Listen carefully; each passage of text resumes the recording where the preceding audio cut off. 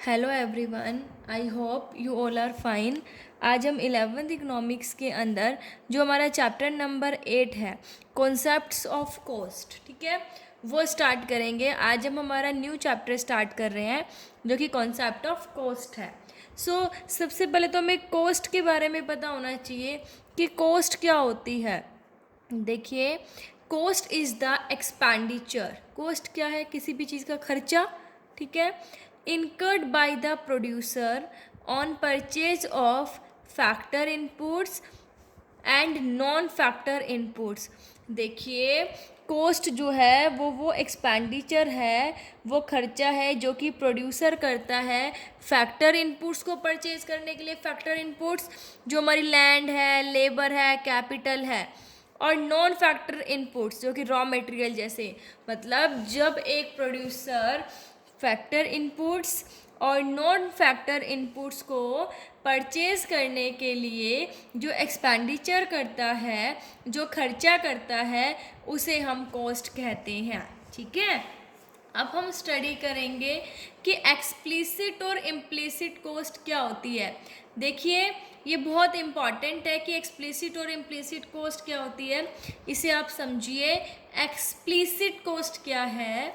It is the cost, explicit मतलब जो बाहर से, ठीक है, it is the cost incurred on account of purchase of factor and non factor inputs from the market। मतलब जब मार्केट से, ठीक है, मतलब बाहर से फैक्टर और नॉन फैक्टर इनपुट्स को परचेज करने के लिए जो खर्चा किया जाता है, जो कॉस्ट दी जाती है, उसे एक्सप्लिसिट कॉस्ट कहते हैं। जैसे कि वर्कर्स को क्या दे दिए? वेजेस दिए, ठीक है, तो वो क्या है? एक्सप्लिसिट कॉस्ट है। मार्केट से रॉ मटेरियल परचेज किया, ठीक है, उसको परचेज करने के लिए जो खर्चा किया वो किसके अंदर आएगी? एक्सप्लिसिट कॉस्ट के अंदर। मतलब जो मार्केट से फैक्टर इनपुट्स और नॉन फैक्टर इनपुट्स को परचेज करने के लिए जो कॉस्ट दी जाती है, भाई वर्कर्स ने काम किया, ठीक है, अब वर्कर्स ने काम किया तो उनको वेजेस पे किए जाएंगे। भाई वर्कर्स बाहर से ही तो आए हैं, ठीक है, तो वो हमारी क्या है? एक्सप्लिसिट कॉस्ट होती है। अब हम बात करें इम्प्लिसिट कॉस्ट की। इम्प्लिसिट मतलब हमारे अंदर की सेल्फ ओन्ड जो कॉस्ट होती है। देखिए, it is the cost of using the self owned inputs by the firm. मतलब जब फर्म अपने खुद के इनपुट्स को यूज़ करती है तो उसकी जो कॉस्ट होती है वो इम्प्लिसिट कॉस्ट होती है। देखिए, ए प्रोड्यूसर में use his own land instead of taking it on lease.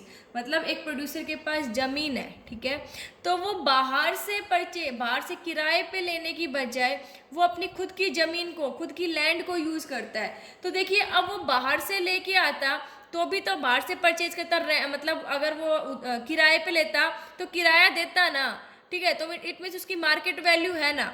तो यहाँ पर उसने बाहर से लेने के बजाय खुद का यूज़ कर लिया, तो खुद की लैंड का जब यूज़ किया तो उसकी भी तो कोई ना कोई कॉस्ट है, ठीक है, तो वो होती है इम्प्लिसिट कॉस्ट। मतलब जब मार्केट से परचेज करे, जब पैसा दे, जब कॉस्ट दे, वो एक्सप्लिसिट, और जब खुद के रिसोर्सेज का यूज़ करे, ठीक है, खुद के इनपुट्स का यूज़ करे, वो इम्प्लिसिट कॉस्ट होती है। अब देखिए, टोटल कॉस्ट किसके बराबर होती है? Explicit cost plus implicit cost, ठीक है। इकोनॉमिक्स की टर्म्स में बात करें तो total cost explicit cost plus implicit cost के बराबर होती है। अब मेजरमेंट कैसे करते हैं हम इस कॉस्ट का? कॉस्ट जो है वो, टोटल कॉस्ट जो हमारी अपॉर्चुनिटी कॉस्ट के इक्वल होती है, ठीक है। अपॉर्चुनिटी कॉस्ट में पहले भी बता चुकी हूँ, फिर बता देती हूँ कि एक नेक्स्ट बेस्ट ऑल्टरनेटिव को, ठीक है, लेने के लिए जब हम दूसरे को सैक्रिफाइस करते हैं तो वो होती है हमारी अपॉर्चुनिटी कॉस्ट। जो उसकी जो कॉस्ट होती है वो अपॉर्चुनिटी कॉस्ट होती है। मेरे पास 10,000 रुपये थे, मैं उसे बैंक में भी जमा करवा सकती हूँ या किसी को उधार भी दे सकती हूँ। जब मैं बैंक में जमा करवाती हूँ तो मुझे 10% इंटरेस्ट मिलता है, जब मैं बाहर किसी को देती हूँ तो मुझे 9% इंटरेस्ट मिलता है। तो मेरे लिए बेस्ट ऑप्शन क्या है? बैंक में डिपॉजिट करवाना, क्योंकि मुझे 10% इंटरेस्ट मिल रहा है। तो उस बेस्ट ऑल्टरनेटिव का यूज़ करने के लिए मैंने क्या किया? जो सैक्रिफाइस किया 9% जो इंटरेस्ट सैक्रिफाइस किया, वो 9% इंटरेस्ट क्या है? इसकी अपॉर्चुनिटी कॉस्ट है, ठीक है। अब देखिए ये किसके इक्वल होता है, अपॉर्चुनिटी कॉस्ट किसके इक्वल होती है, एक्सप्लिसिट और इम्प्लिसिट। जो हम बाहर देते हैं, एक्सपेंडिचर करते हैं, बाहर से जब मार्केट से परचेज करते हैं इनपुट्स को, तो जब हम एक्सपेंडिचर करते हैं वो एक्सप्लिसिट, और बाहर से ना देने की बजाय खुद के रिसोर्सेज का यूज़ करते हैं तो उसकी भी कुछ ना कुछ तो कॉस्ट होती है।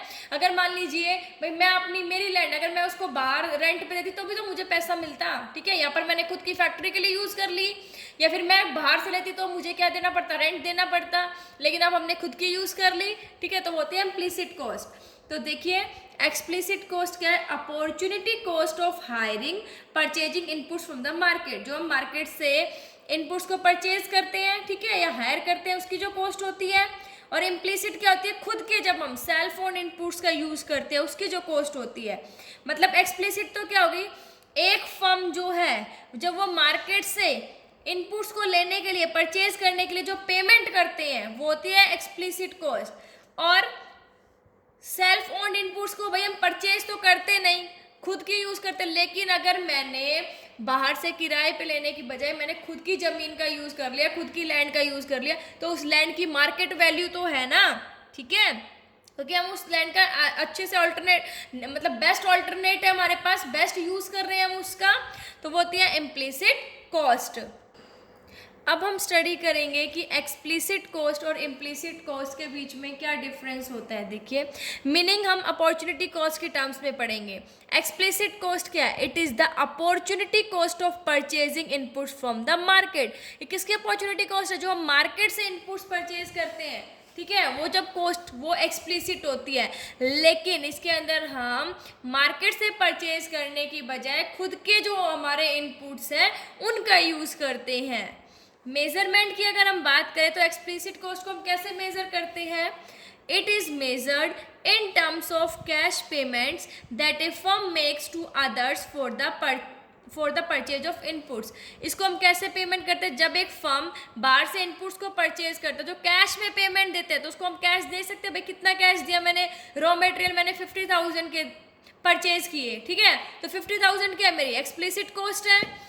और इम्प्लिसिट को हम कैसे करते हैं, इम्प्यूटेड, मतलब उसका हम एस्टिमेशन लगा लेते हैं, भाई मेरे लैंड की वैल्यू 5 लाख रुपीज़ है, ठीक है, या मैं रेंट पे दूँ तो मुझे हर महीने 50,000 मिलेगा रेंट, तो वो क्या है, इम्प्लिसिट कॉस्ट है, ठीक है। एग्जाम्पल जैसे एक्सप्लिसिट कोड वर्कर्स को जो भी हम वेजेस पे करते हैं, इलेक्ट्रिसिटी बिल की पेमेंट करते हैं।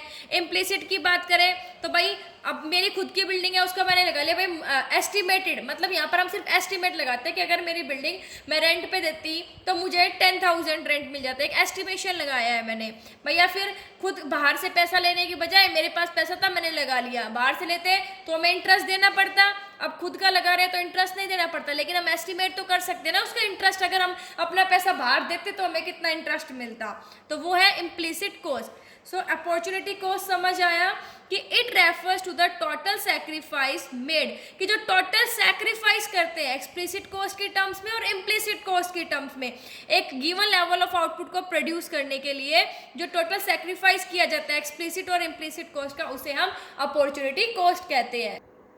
देखिए एक एग्जाम्पल के थ्रू हम इसे स्टडी करेंगे। Living A job of ₹40,000 per month and evicting his tenants who was paying ₹50,000 per month for the factory premises and entrepreneur undertakes production of garments. देखिए काम एक जॉब कर रहा होता है, ठीक है, तो वो 40,000 रुपीज़ उसे मिलता है, एक मतलब एक इंसान है, एक आदमी है, वो 40,000 रुपये महीना कमाता है, ठीक है। अब वो 40,000 रुपये महीने की जो जॉब है वो छोड़ देता है, और उसका एक किराएदार जो कि उसकी फैक्ट्री प्रीमिसेस में उसे क्या करता है, वो 50,000 रुपये महीना देता है, ठीक है। देखिए पहले उसका काम क्या होता है, भाई वो कहीं पर जॉब कर रहा होता है जहाँ पे उसको 40,000 रुपये पर मंथ मिलते हैं, और एक उसकी फैक्ट्री है, उसका उसमें एक किराएदार है जो कि उसे 50,000 रुपये देता है। अब वो जॉब भी छोड़ देता है और उस किराएदार को भी हटा देता है। उनको हटा के क्या करता है, वो खुद गारमेंट्स का प्रोडक्शन करता है वहाँ पर अपने फैक्ट्री प्रीमिसेस के अंदर, और इनपुट्स को परचेज करने के लिए वो 10 लाख रुपये पे करता है। तो यहाँ पर हमें कॉस्ट ऑफ प्रोडक्शन निकालनी है एक्सप्लिसिट और इम्प्लिसिट कॉस्ट दोनों की टर्म्स में। तो टोटल कॉस्ट किसके इक्वल होती है, अपॉर्चुनिटी कॉस्ट के। अपॉर्चुनिटी कॉस्ट किसके इक्वल होती है, एक्सप्लिसिट और इम्प्लिसिट। एक्सप्लिसिट कॉस्ट क्या होती है, जो हम इनपुट्स को परचेज करने के लिए बाहर पेमेंट देते हैं। और इम्प्लिसिट क्या होती है, अपने जो खुद के इनपुट्स है उनकी जो हम वैल्यू निकालते हैं, ठीक है, उनकी जो कॉस्ट होती है। अब बाहर से मार्केट में इनपुट परचेज करने के लिए उसने कितनी कॉस्ट दी, 10 लाख की। अगर हम इम्प्लिसिट निकाले तो भाई कितनी थी उसकी, देखिए। अब नेक्स्ट बेस्ट ऑल्टरनेटिव यूज करने के लिए भाई अच्छा ऑप्शन क्या, गारमेंट्स का प्रोडक्शन करने के लिए उसने छोड़ा क्या, ठीक है, उसकी क्या, देखिए 40,000 रुपये तो उसकी खुद की सर्विस थी जो वो कर रहा था, 40,000 रुपये उसे मिल रहे थे, 50,000 उसे किराया भी मिल रहा था, तो ये दोनों गया ना, ठीक है। तो टोटल कॉस्ट कितनी होगी, एक्सप्लिसिट प्लस इम्प्लिसिट, एक्सप्लिसिट कितनी है 10 लाख, इम्प्लिसिट कितनी है 90,000, सो 10,19,000 की आ गई टोटल कॉस्ट। तो ये था हमारा कि एक्सप्लिसिट कॉस्ट क्या होती है और इम्प्लिसिट कॉस्ट क्या होती है। आई होप आप सबको समझ आ गया होगा। Thank you, stay safe, stay home.